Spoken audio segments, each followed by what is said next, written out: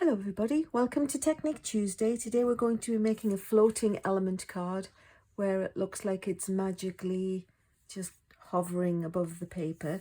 But before we start that, because this is going live into YouTube land on October 4th, there is a Stampin' Up promotion where for orders over $75 there is free shipping. So this is the hostess code. If you do an online order, at the end before you pay there is a prompt. If you have a hostess code, this is it, but it will only be active for orders that you place on October 4th when you're getting your free shipping. So I just wanted to make a little mention of that.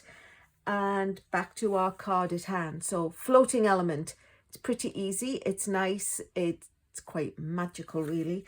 It uses the circle dies, but just as a quick little FYI, you don't have to have circles. I made this one with squares.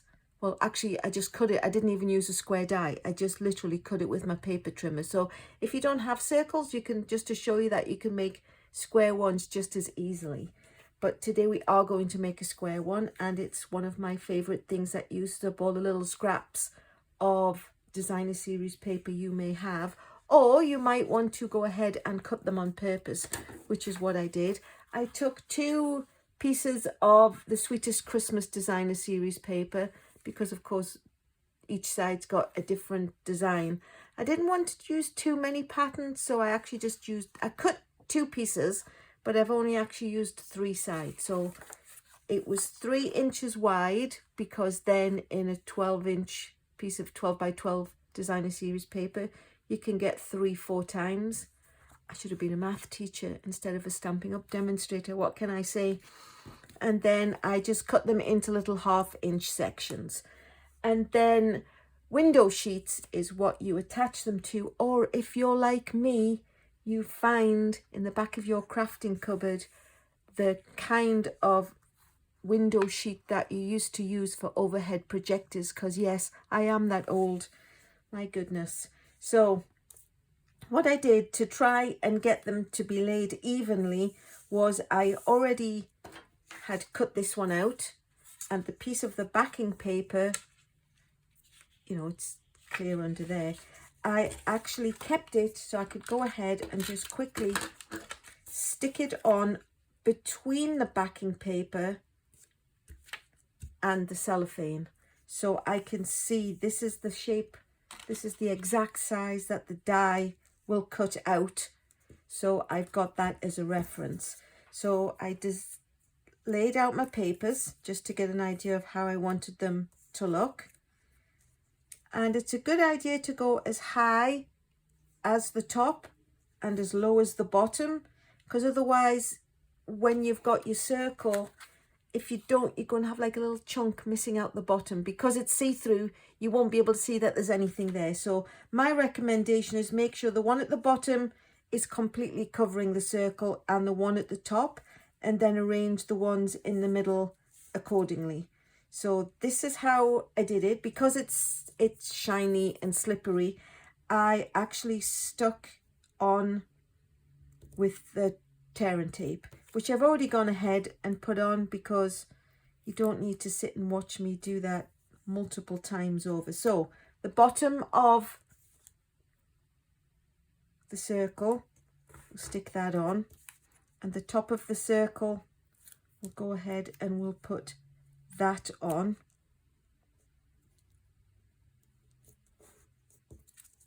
And then it's a simple case of putting the one that's going in the middle, which is the other side of that one, as you can see.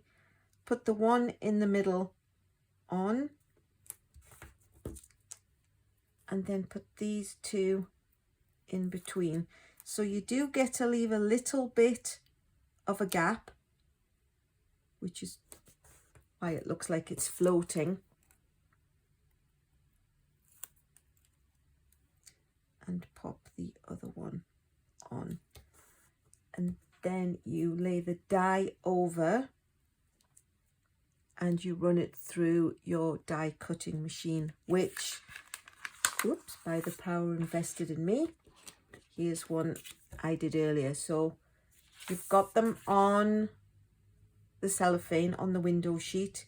put this on, roll it through your die cutting machine, or if you're doing a square, of course, you just cut your square, and this is what you will get. So next step is to build the card. Let me get rid of all these little bits of scraps. So we're going to use garden green, and it's 8.5 by 5.5, scored at 4 1/4. The layer I've cut a little bit smaller so you get a nice edge of green, and instead of being 5 1/4 by 4, it's actually 5 by 3 3/4. I just felt it gave us a nice big wider border when there's only the one element on the card. So the next step is to build the ornament a little bit more ornamenty, a little bit more ornamental. And what I did was I took a little square of the glitter paper because it glistens nicely, and that's just going to go behind the card on the top. So I'm just going to use a little bit of tear and tape if I can find the end, because again, being glittery, it's the rolling adhesive isn't really going to hold it down.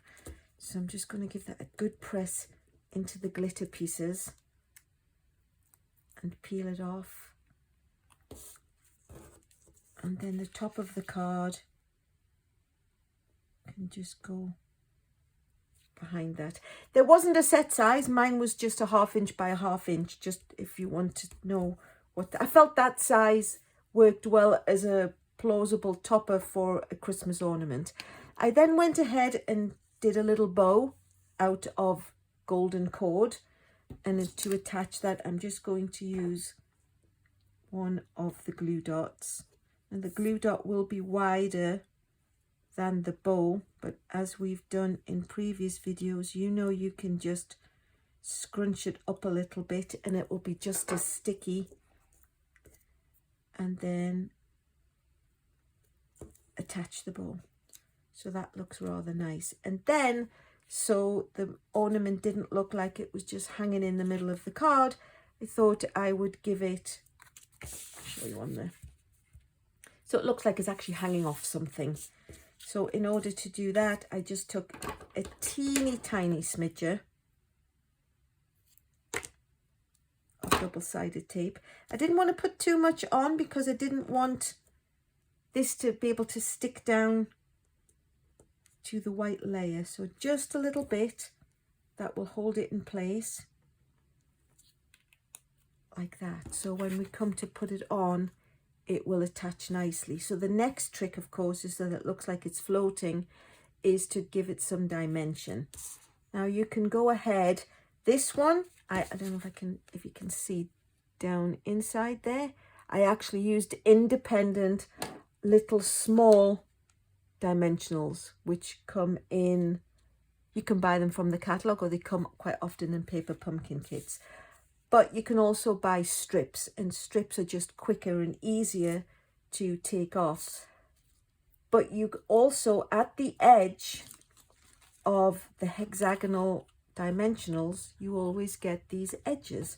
So I like to save mine. So when I'm needing a strip, I can just take the length that I've saved and put it on. So that's what we are going to use today. I'm just going to slip it off and stick it on there. Got another one, which is just about the right length, and stick it on there. I mean, granted, they're not even and square and pretty shapes, but they do the trick. So there was another little piece I had left over, so that's going on the bottom. And let's find one more piece. That should be wide enough to do that and stick it on. I am, however, going to use regular dimensionals for here because I wanted to help hold these in place. So I'm just going to bring in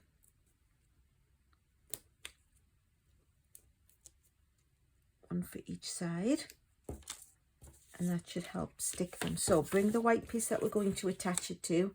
I'm actually going to stamp the greeting on first, and I'm using Ringed with Nature, the Merry Christmas. So I'll take it off its backing, put it on the acrylic block, ink it up with real red and stamp it in the corner. It's quick and easy.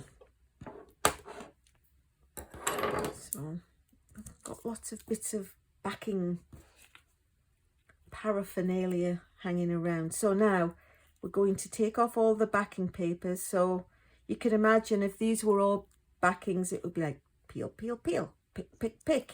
But because they're strips, whoosh, done. And the same job is accomplished. So now we're going to pop that in the middle of the card. Just tap them down gently. And then I just need a little bit of adhesive on the back so I can see where the ornament would go up straight. Whoops. So when it sticks itself down, it looks like it's hanging off the card, even though it doesn't want to behave itself. Get on the card, you little. So we'll just give it some extra sticky around. Make sure it behaves itself. And then the last step is simply to attach it to the front of the card. And there we have it. So it looks like it's magically floating on the front of the card. Circles with the die cut. The square one that I cut with just pieces, so it looked like cake and chocolate frosting. And then I actually put the yellow underneath so it looked like there was also a bit of lemon frosting. And that's the card. The hostess code again is for October 4th, when there are free shipping offer on any order over $75. So if you want to subscribe, please do. If you do the bell, you will know when I've posted another video, although by the virtue of the fact it's called Technique Tuesday, they do tend to be on Tuesdays. So this was a rather handy day to have chosen for my venture in life, so you guys can get free shipping. But there we go, floating element card, free shipping today as we speak because it's going out on Tuesday. And thanks so much for watching.